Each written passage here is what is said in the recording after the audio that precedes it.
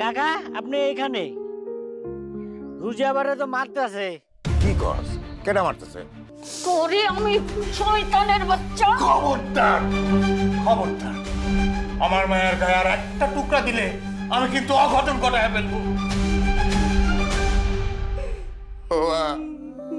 মারে চল, তোরে আমি আর এই তো ব্যথা, শরীর ব্যথা, গাড়ের ব্যথা, কাল কাল লাগবে মলম, মলম লাগবে নি মলম।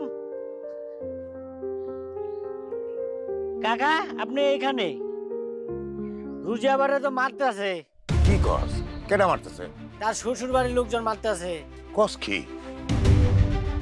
এই মলম লাগবে মলম।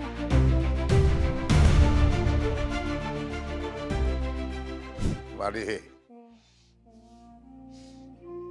আমার বিয়ের আগে আমার মা বইরা যায়,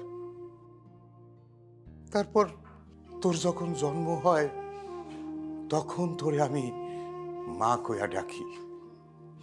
মা কইয়া ডাকতে ডাকতে নিজের মায়ের স্মৃতি আমি আস্তে আস্তে ভুলে যাই। তোরেই আমার মেয়া বলে মনে হয়েছে রে মা। সবসময় তোরে আমার মা কইছি। তোরে যখন মা কইয়া ডাকি তখন আমার কলজাটা ঠান্ডা হয়ে যায় রে মা। বাবা,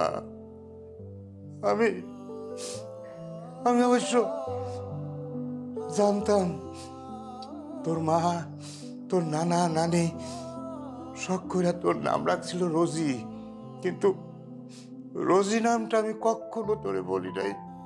আজ পর্যন্ত আমি মা ছাড়া তোরে রোজি কয়ে ডাকি নাই। আর আমার সেই মারে এইভাবে মায়েরা কি করছে। তুই যখন ছোট তখন তোর মা মইরা গেল।